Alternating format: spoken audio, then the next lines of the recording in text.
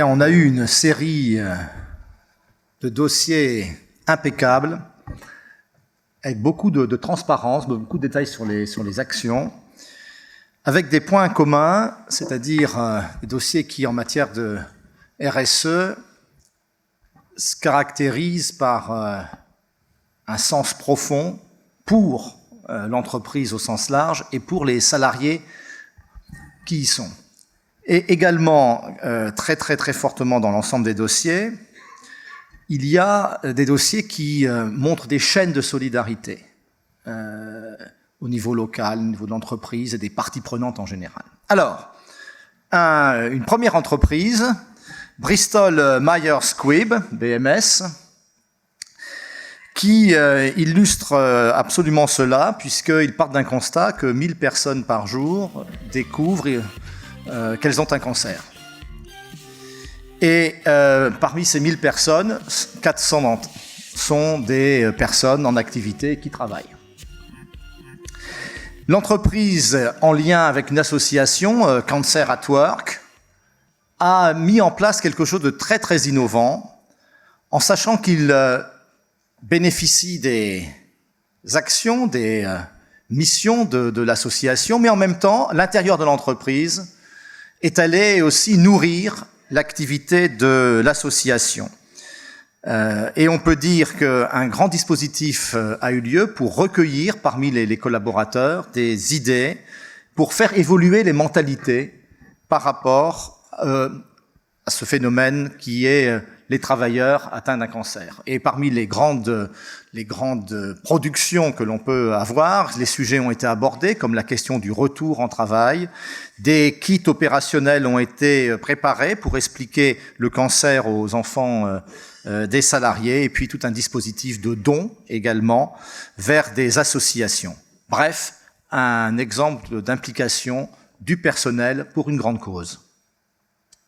Deuxième nominé, Denis. Merci Franck. Oui, donc moi je vous parle du projet qui a été proposé par l'entreprise Steph. C'est un projet vraiment intéressant. Vous savez qu'en Europe, quels que soient les pays en fait, le taux de chômage des jeunes est toujours le double du taux de chômage moyen. Alors, si on est en France, qu'est-ce que ça donne en Espagne, etc., au Royaume-Uni. Et la réalité, c'est donc que partout en Europe se pose la question de l'insertion des jeunes. Et Steph a eu l'idée originale de lancer ce qu'ils appellent le mois de l'insertion. Et donc, dans leurs implantations en France comme en Europe, pendant un mois entier, on va faire des ateliers CV, on va faire des visites de sites, on va organiser le parrainage des jeunes.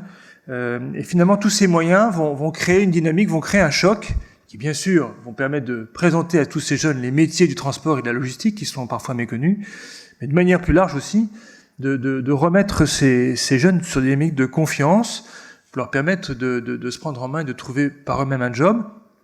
Je crois que c'est plusieurs centaines de jeunes qui ont été concernés par ce premier mois qui a été lancé, donc c'est une très belle initiative. Et donc le troisième nominé, Leroy Merlin.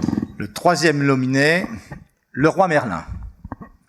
Alors là, on est au cœur en matière de responsabilité sociale de l'entreprise, quelque chose qu'on devrait appeler le social business. C'est la recherche de solutions pour des habitants non clients de l'entreprise et en situation de précarité. Et là, on a affaire à un dispositif évidemment sans profit pour Leroy Merlin et en lien avec les acteurs sociaux, en lien avec des associations, en lien avec aussi des entreprises privées de toute taille. Des opérations ont été menées d'actions en vue de l'aide à la réhabilitation et parfois aussi aider les personnes à l'auto-réhabilitation. On a des actions nombreuses qui ont mobilisé le personnel de manière à aménager à des prix accessibles le logement de personnes, encore une fois, en situation de précarité. Également, pour montrer une dimension renforçante du développement durable, un dispositif lié à la lutte contre la précarité énergétique. Merci messieurs. Alors pour remettre ce prix, j'invite à nous rejoindre une fidèle également de ces soirées du Cercle Humania, Catherine Millet-Ursin de Fromont-Briens. Chère madame, soyez la bienvenue ce soir encore. Un mot, c'est le petit rituel sur le sens de votre partenariat, durable du reste, avec le Cercle Humania, votre présence ce soir. Bah écoutez, pour notre cabinet quand même, dans la mesure où nous sommes conseil en droit social, avoir également une intervention ou en tout cas la possibilité d'examiner l'environnement du travail est important. En plus, on constate aujourd'hui quand même que les salariés sont plus simplement à la recherche d'un emploi, mais ils sont à la recherche de sens. Ils sont plus simplement dans l'exécution, mais ils veulent être dans la maîtrise, dans l'initiative. Ils veulent éventuellement pouvoir un peu exprimer leur solidarité, l'aide.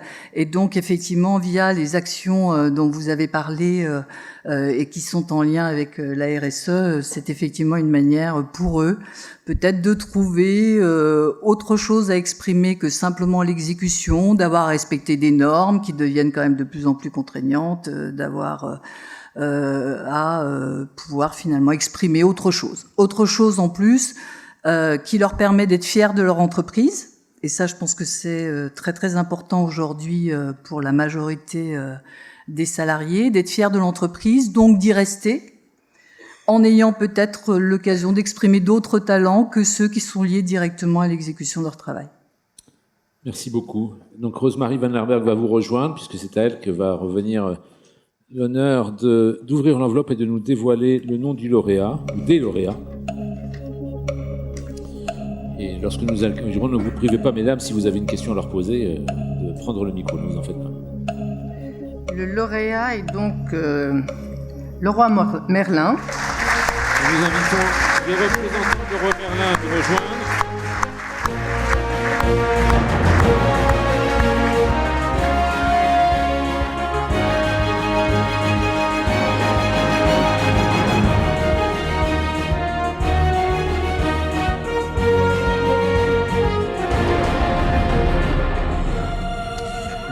Nicolas Cordier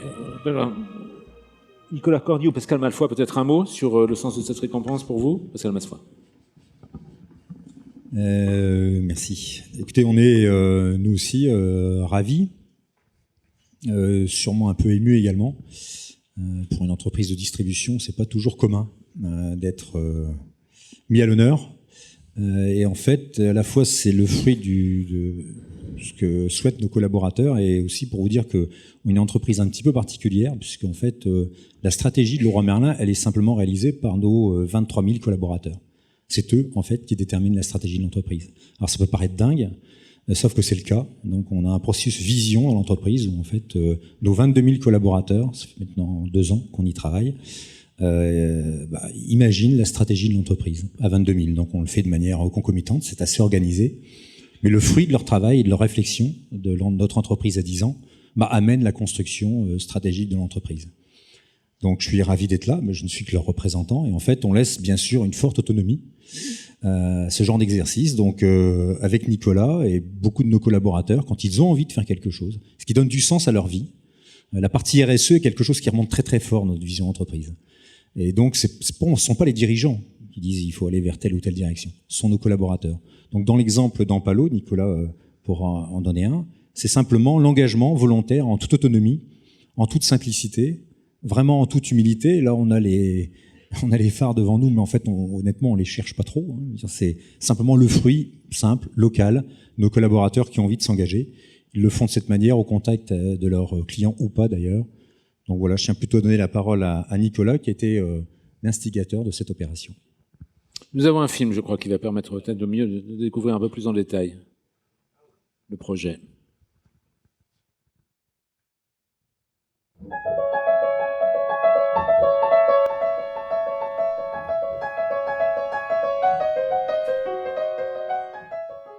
C'est un grand moment parce que c'est une inauguration et qui arrive après 18 mois finalement de travaux et de travail en collectif.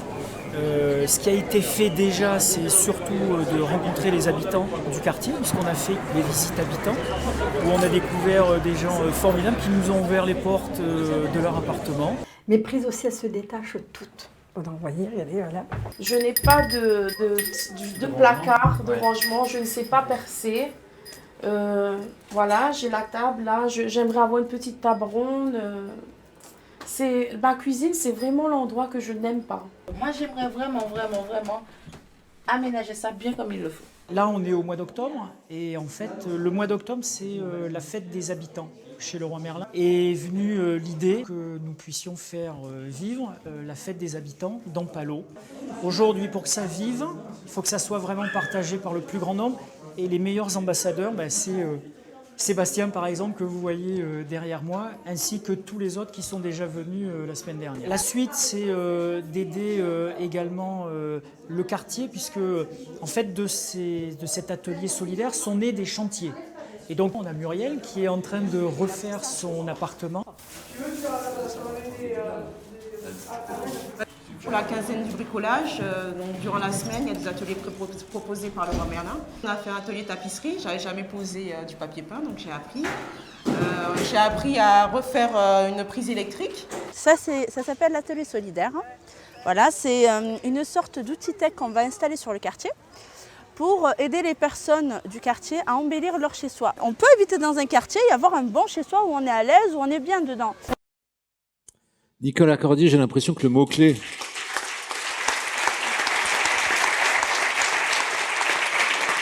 Le mot-clé de cette initiative et le mot-clé de ce film, c'est celui de partage. Il y a le partage entre vos équipes et des gens qui ne sont pas leurs clients et leurs clients potentiels. Il y a le partage au sein, effectivement, de ces communautés. Il y a le partage également avec tous les acteurs locaux que vous mobilisez, puisque c'est vraiment un travail en écosystème. C'est ça l'idée? C'est du collectif à tous les étages? C'est ça, on voit bien là dans ce film... 3 ingrédients majeurs finalement. Le premier, notre raison d'être, c'est de pouvoir être utile pour des habitants. Et c'est vrai que même dans notre processus vision dont Pascal parlait, on s'est beaucoup basé sur des visites chez des vrais gens pour aller à leur rencontre et voir un peu quels étaient leurs besoins. Et c'est ce qu'on voit également là dans des quartiers qui sont en général à quelques kilomètres de nos magasins, mais que nous connaissons peu parce que nous n'y avons pas beaucoup de clients aujourd'hui.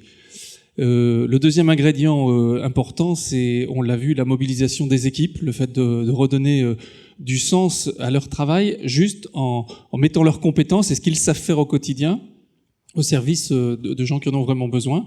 Et puis dans le cadre de ces projets-là, on part pas tout seul, c'est de la co-construction avec des acteurs de terrain, avec des collectivités territoriales, avec d'autres entreprises aussi parfois, parce que c'est dans ce processus-là que chacun apporte, je dirais, sa contribution par rapport à son métier. Alors, je profitais encore une fois du privilège qui est le mien d'avoir pu lire tout ce qui a été écrit sur l'ensemble des nominés, mais donc vous aussi par nos équipes. J'ai retenu une citation, c'est une responsable de rayon dans un de vos magasins qui dit « D'habitude, dans la distribution, nous attendons que les clients viennent à nous. Là, c'est nous qui allons à la rencontre d'habitants qui n'en ont pas les moyens pour les aider à améliorer leur habitat. C'est très valorisant, dit-elle. » Expliquez-nous ce qui se passe encore, ce retour sur investissement au sein même de vos équipes. Dans un monde en pleine mutation, un de nos grands enjeux, ça va être de réussir à réinventer nos métiers et à prendre distance avec la manière dont on le fait habituellement. Et ce que exprime effectivement cette responsable de rayon, c'est que le fait de faire ce petit pas de côté, le fait d'aller dans un quartier, le fait de sortir de son environnement habituel, lui a ouvert les yeux sur d'autres manières de fonctionner et d'envisager le métier. Et on voit là, il y a des dynamiques sur certains magasins où effectivement ils imaginent faire leur métier différemment demain suite à cette expérience. Peut-être pour Pascal Malfoy, qu'est-ce que ça veut dire pour le discours de marque, le combat d'une marque comme l'enseigne que vous portez, que de s'investir dans des initiatives comme celle-là? Quel message vous essayez de faire passer à votre écosystème? Paradoxalement, il n'y a pas de message.